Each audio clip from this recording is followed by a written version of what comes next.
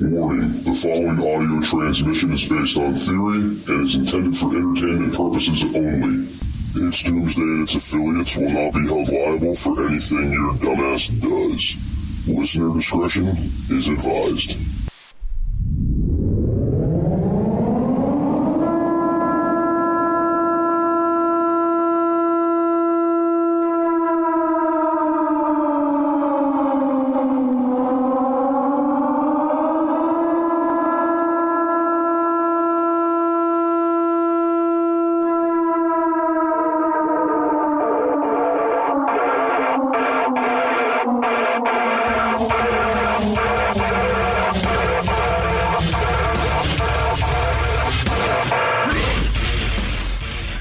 Ladies and gentlemen, welcome to the It's Doomsday podcast. Today is August 10th, 2026, and joining me as always is LP, aka Local Prepper. How are you today, sir?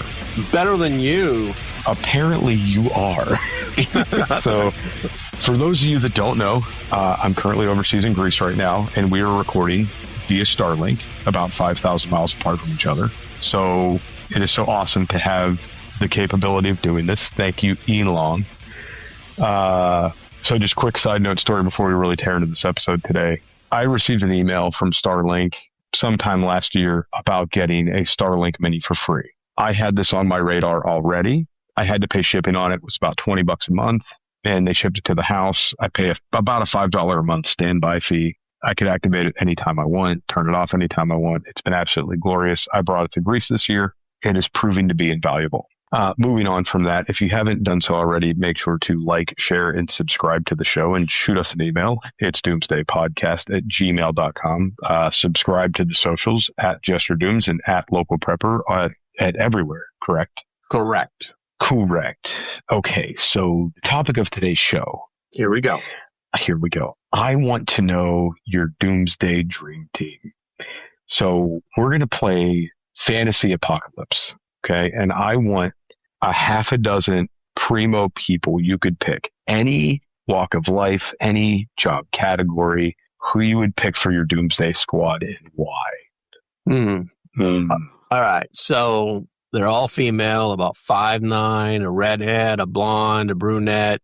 It's only 3. I think anything past 3 is overkill. Well, I think that you're also going to need a doctor that specializes in erectile dysfunction. No. And a Viagra salesman. Yeah, you know why? Because, then I can get all the blue pills I want. One of them's a doctor, and the other one's a chef, and the other one's a counter sniper. We're good. Okay. I can do everything else that has to be done. Okay, that's fantastic. Okay. But seriously, I would probably... Yeah, realistically. Yeah, really. Well, I don't know, man. I got some skills. Anyway, I would probably start with somebody in the medical field. I know several doctors. Unfortunately, most of them are a little bit. Doctors have a tendency to be a little soft in the middle. No, they're a little soft in the middle. You know, even an ER doctor from time to time, without the right tools, is not willing to do some of the things that might need to be done. Right, that's true. But do remember, this is fantasy. Let's like fantasy football, fantasy D-Day. You could pick any walk of life, any person. Like this is your dream team. I got you. Well, I mean, I can't. I don't know any names. I'm not a social person, so I don't know any names. Okay, so if it makes you feel better, I'll give you my first pick. Okay. I feel much better now. Okay, thank God. I'm here for you, babe. That's what I hear. My first pick would be the old school, early 1800s barber, the one that practiced dentistry and minor superficial surgeries. I want that guy on my team, okay?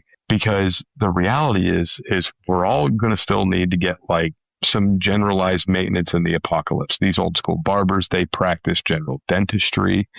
They would take abscesses off your ass cheeks. They could bleed a pustulous boil on the bottom of your foot and prevent infection.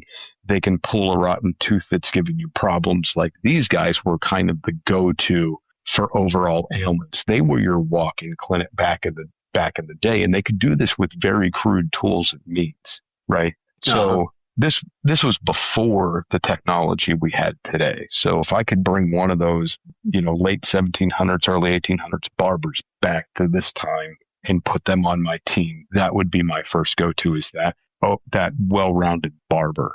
Mm-hmm. Okay, your turn. What was it?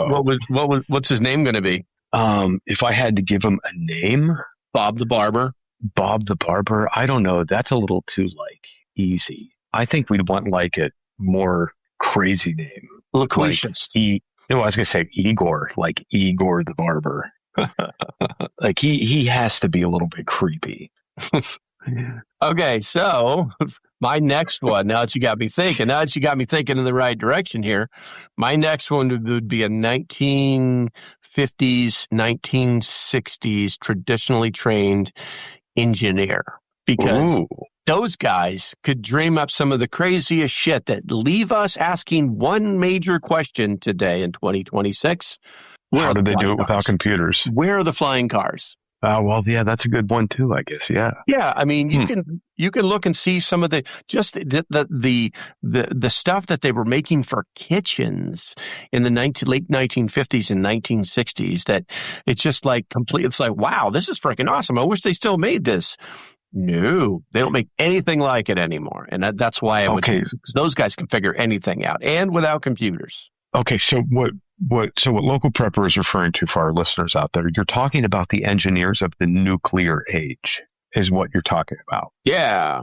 Yes. And again, this was all done without computer engineering. They didn't really know what computers were back then. They didn't have those. Everything was done on a drafting board with very skilled mathematicians. And slide rules. Right. And they didn't have, they did have manufacturing technology. They did have lathes and they had some CNC machines, but nothing that was computerized.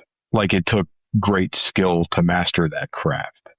But I have to ask a question about this. How would they be beneficial in an apocalyptic scenario? Because at some point you need to build something, and you need somebody who knows how to build something. Somebody who understands engineering. That's why. Okay. That's a good point. That's kind of my third pick on the list. My secondary pick on the list is a field surgeon. Okay. An actual military trained field surgeon. Friggin' Hawkeye. So basically my thoughts are, having a field medic on your team would be absolutely ideal, because I feel like a lot of the injuries that you're going to incur are going to be breaks, maybe compound fractures, lots of, impact trauma. You're going to need a guy to fix you up, stitch you up, get you going again. Right. Mm-hmm. And your field medics, your field surgeons were really good at that. That was their overall purpose, and also doing this in a very high stress scenario. Okay. Mm-hmm. So it's the apocalypse. Everything could potentially be a high stress scenario. If you fall and break your leg, it could be because you were still in a propane tank off of storage rack in an old abandoned warehouse where there's people coming in to get you. You don't know what that scenario is going to be. So just the idea of having somebody train under that high stress, that was my second pick. But brings me to my third pick to kind of combat your nuclear age engineer. My third pick on my list is an actual legitimate blacksmith, not the guy that's, just shoeing horses, but the guy that's making and manufacturing crude tools out of wrought iron, because that's what I feel we're going to need more than anything. We're going to need that guy that can, make you a new 10 millimeter wrench because you lost a bone. You're going to need that guy that can make you a new axle or a new drive shaft for this truck out of raw steel. I think we're going to need that blacksmith. So anyway, that was my third pick, kind of along the lines of your nuclear age engineer, but anyway. That was actually my third pick too. Oh, the blacksmith? Go figure. Do you know what I called him? Smith. John, by chance? Just Smith. Just Smith? I actually know somebody whose first name is Smith. It's quite uncommon. That is quite uncommon. I had friends named Smith growing up, and anytime kids running around getting into mischief, we were always questioning. They'd ask him his name, and he'd say his first name, obviously his last name Smith, and he would always get more trouble because everybody thought that he was messing with them. Uh-huh. Like the other adults would be like, I'm going to call your dad. What's his last name? And he'd be like Smith. And they'd be like, oh, I'm really going to kick your ass now. Oh, for the listeners out there that are listening, if I sound a little quiet, we're in an area where everybody can hear me. And I'm just trying not to wake the neighbors because it is late here. So that's why I'm kind of whispering into the mic. I'm not trying to seduce anybody, so don't get it wrong. Okay, so what's your next pick outside of Mr. Smith? A 1968 soldier from the Vietnam War. Hey, say that one more time. I missed 1968 U.S. soldier from the Vietnam War. Like in his prime. I have to ask, why specifically 68? Well, because that was the height of the Vietnam War. That's when we saw the most fighting, and we're talking about the guys that were like really putting people down. You know, these guys were jungle warriors. There was no body armor. There was no technology. These guys were just snooping and pooping through the bush, and whoever got detected first got schwacked. These guys were masters of the universe that they lived in. You know what I'm saying? And that's the kind of guy you're going to need on your side in the apocalypse. By the way, military branch? Oh, I said U.S. Army. Oh, did you? I didn't hear. Yeah, I didn't catch because it. Because I want to call him Joe. Oh, G.I. Joe. That's great. I love it. It's fantastic. Okay, that's not bad. I like where your brain's at. So I guess my next one on the list isn't very extreme by any means, but I want your overall like rural community farmer, like mid 1800s farmer. Not just a guy that can plant corn and harvest crops. I also want the guy that can do animal husbandry, that can milk the goats, that, you know, just overall around, like, can keep the crops growing, can keep the eggs coming in, can tell us when the chickens are broody and, you know, candle the eggs for us. Like, I want that guy because I feel like that's going to be a very viable thing. And obviously his name would have to be Roy because he's a farmer. I see. And Farmer Roy, it's nostalgic for me. So it's Farmer Brown. What's wrong with you? Roy Brown. Thought it was Farmer John. John Smith. Farmer John Smith. It's getting so confusing now. It is. Man, this team is getting weird. So anyway, but yeah, that was my next pick, was the farmer. You know, the guy that can do everything in the aspect of farming, the self-sufficient farmer. I want him on our team. Anyway, continuing. Who else you got? Well, I've actually got two more, but I'll give you the next one. The next one I want is a forager. It doesn't really matter the age because it's a regional thing. A forager and who's also into permaculture. Ooh. Because they'll grow the stuff that the farmer doesn't need to grow in mass, and they'll find the food that's already completely natural. And her name, it's got to be a chick because they make the best. They make the best foragers. Okay. That and possibly a redhead. But her name's going to be Fanny. I'm going to call her Fanny the Forager. Fanny the Forager. That's very interesting. You know what? On that note, we're going to go to break. We'll be right back after these messages.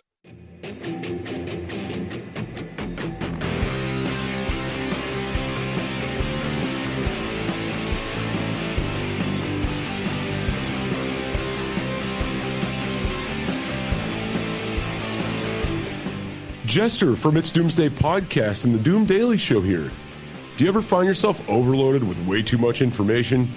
Too many logins, too many passwords, too many websites for stuff you like? Yeah, I'm the same way. You don't have to worry about that with the Doom Daily Show and It's Doomsday podcast. Let's make it simple. Just visit linktree.com/JesterDooms. Add it to your bookmarks. That way, when you need to find the right information, it's right there, under a tap of your finger or a click of your mouse. Go to linktree.com/JesterDooms. Get it, got it, done. Remember, no one has all the answers, but this will provide you with a place to start. Linktree.com/JesterDooms.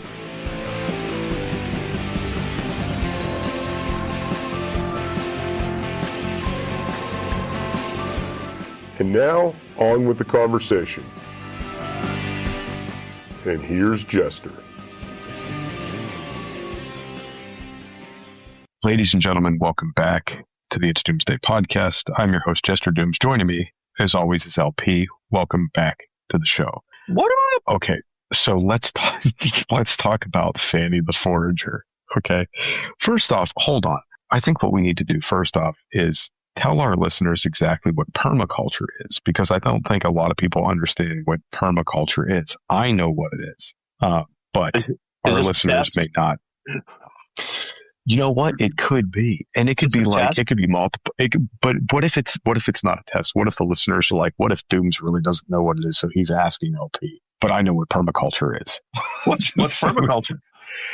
Permaculture is that basic first layer of the soil where you have all your nice little microbes and your little habitat growing with your worms and your little bugs and everything. It's how the ground gets its oxygenation, proper nutrition, all that.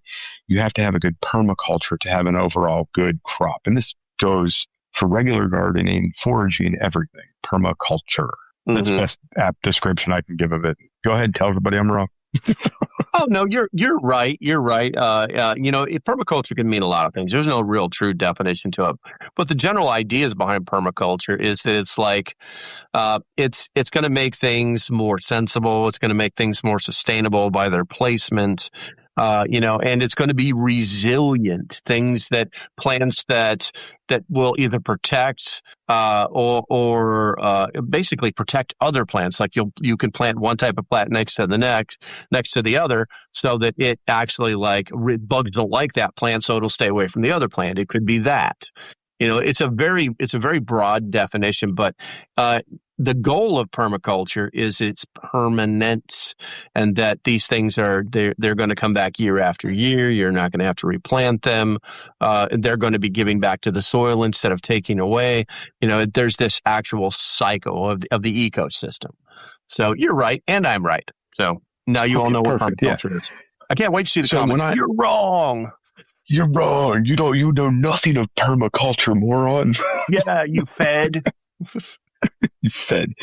So Fanny the Forager's fantastic. Okay, I got one for you. Good. And I was, every once in a while before we do the show, I might pregame a little bit with my wife, and my wife and I were talking about like our primo doomsday picks, and she radically changed my mind and made me grab somebody new out of the ether. And this would be Helen, the holistic medicine woman. Okay.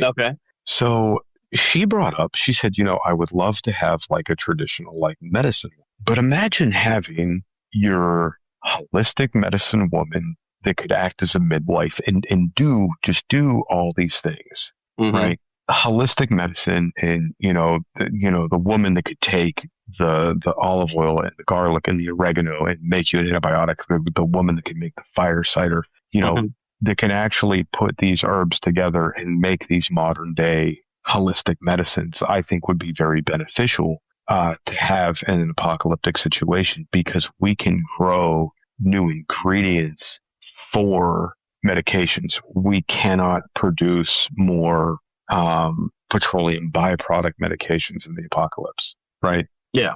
So therefore, and I think everybody pretty much knows, if you listen to this show, you're probably going to know, but everybody knows that the large pharmaceutical companies, they have patents on all the medications, and you cannot recreate amoxicillin in your home.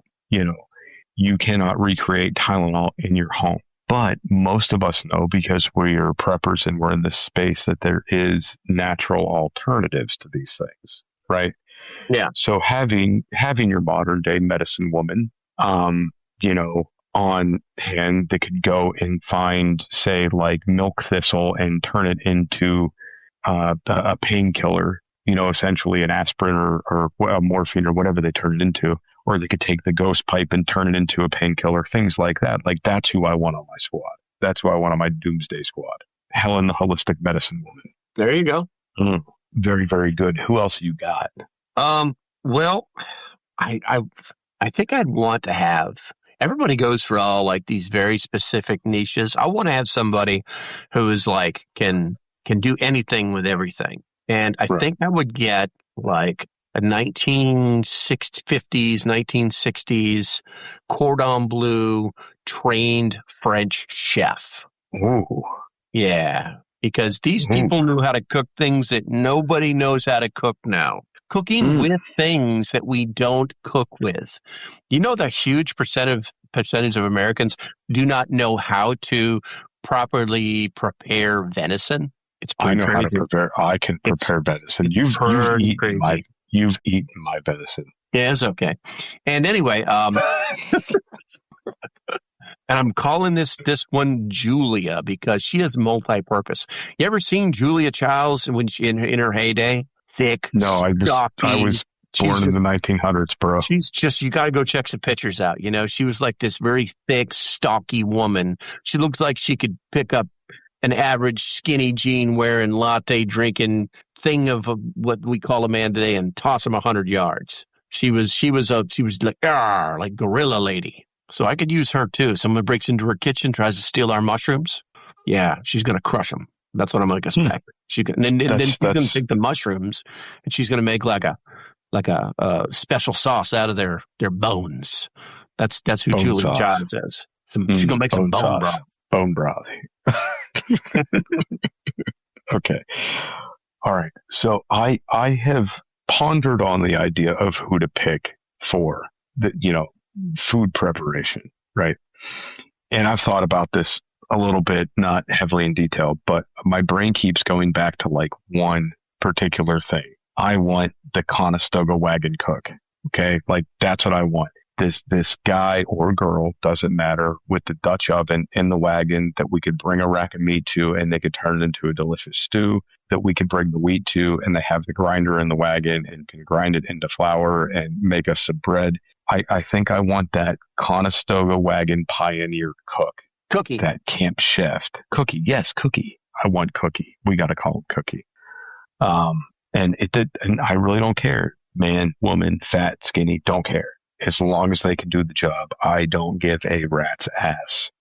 But the idea behind Cookie is primarily very simple. If you have your people in your community out hunting and going nonstop all day, they might not have the energy to cook that deer when they bring it back. But Cookie's been over here stroking thine shaft or flicking thine bean all day, so they have residual energy to pound out dough to skin that deer to make that stew, right? Yeah. Yes. So Cookie's there at the ready, making the foods that we bring them. And Helen, the holistic medicine woman, if she has any leftover herbs, can take them over and provide them to Cookie to enhance the quality of our meal. So I think it's good. Mm-hmm. I think it's good. Right. So, I've only really got one more on my list. Do you have any more? I have one more. Okay, give me yours. One that everybody forgets about. They're always like, he's got to have a skill. He's got to do this. He's got to do that. No. I just want a really strong 25-year-old day laborer. Ooh. Yeah, just manpower. He's a sponge. He can do anything. Well, okay, that's good. I don't think that's a bad thing at all. In fact, I haven't thought about that at all. I guess I thought like many hints make like work the bigger community, the less work. That's kind of where I was at, but that's it's a good thing to put on the list. Yeah. But his name is Mason. Mason, the manpower guy. Yes. His full name is Mason Manpower. Mason Manpower. God, we can leave you alone with this guy, right? I'm getting a little bit concerned. No, I'm good to go. I told you about my three requirements, and that he's not one of them. He can just go off and work while I check the colors of these ladies' hairs, that stuff. I hope you're right. Okay, I've got one more on my list, and it took me a while of You're slow. Going back and forth, and well, yeah, it's a little bit, so it doesn't matter. But it took me a little while. And actually, if we're being honest, there's a lot more on my list, but this is one that I think is very prevalent, should be the next one named. Mm-hmm. So I want a modern, well, I guess they're not modern day anymore, but close to modern day, Blackwater security ops specialist that specializes in urban combat. Yeah. Why is that? Tell me why. I want. Why? Tell me why. Well, okay. But he has to have some sort of rank or status. Like, I can't just have a peon. I need a captain, a lieutenant, a sergeant, somebody that held some rank and knows what they're doing. Okay? Yeah. Because this is the fact of the matter. If shit hits the fan, we're obviously going to be stuck where we're at. That's primarily in the U.S. A lot of our situations we're going to be in are going to be urban combat settings. This these Blackwater guys, they've done a lot with the urban combat. Okay. They know a lot as far as difference between cover and concealment, how to shoot while moving, signs to look out for, how to identify, choke points. Like, they know these things. And if they're good at what they do, they could train the community accordingly, because you're going to have to run ops. You are going to have to leave your safety and comfort zone to acquire goods, to acquire supplies. You're going to have to do that. And anytime you leave the comfort of that community, you're going to encounter threats potentially. So you need a guy that's trained well on this. These Blackwater guys, they know how to deal with so many threats. A lot of these guys are trained up. They're all former military. So you're not just getting the benefits of a seasoned combat veteran, but you're also getting the benefits of a guy that was trained in urban warfare, that's trained in urban combat settings. So this guy wasn't just trained on whatever, dude, whatever. I agree with you to an extent. It's just, I'm very familiar with the water that is black. And it's just another private army. You could probably get the same thing from an experienced infantry guy in any one of the services. It's actually probably even more disciplined. Okay, so if any Blackwater guys are listening to us right now, local prepper's address is 123 Spooner Street.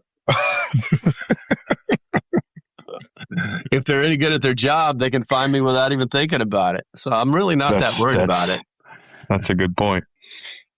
Yeah, but there's a couple other ones that are on that list that, it's simplistic things, like people that can make and manufacture clothing. So like a tailor or a seamstress, a guy that can make, containers, like a basket weaver, a guy that can do plumbing work, electrical work, basically people that are jacks of all trades, right?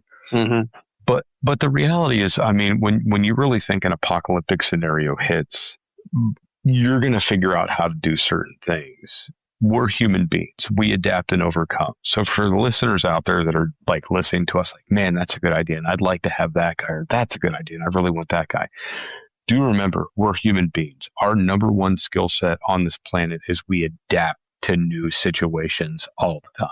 That is what human beings do. We adapt, we overcome. That's what separates us from the animals. We have that capability. So you'll learn to sew. You'll learn to weave a basket. You'll learn how to make rope. You will learn these things if you have to. So, but that's all I got for today's episode. Cool. Well, all right then. Guys, we'll be back here for another exciting episode of the It's Doomsday podcast next week. So if you haven't done so already, make sure to like, share, and subscribe. Check us out everywhere on social media at Justin Dooms and at Local Prepper. We will see you guys next week.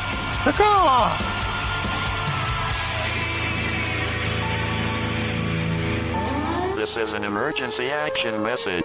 At approximately 1 a.m. Eastern Daylight Time, NORAD is tracking 15 ICBM nuclear missiles inbound to the following cities: Orlando, Miami, Pittsburgh, Dover, Newark, Richland, Philadelphia, New York City, Baltimore, Los Angeles, Las Vegas, Boston, Seattle, Detroit. This is an extremely deadly situation. Stay tuned. The next emergency message will be a presidential address.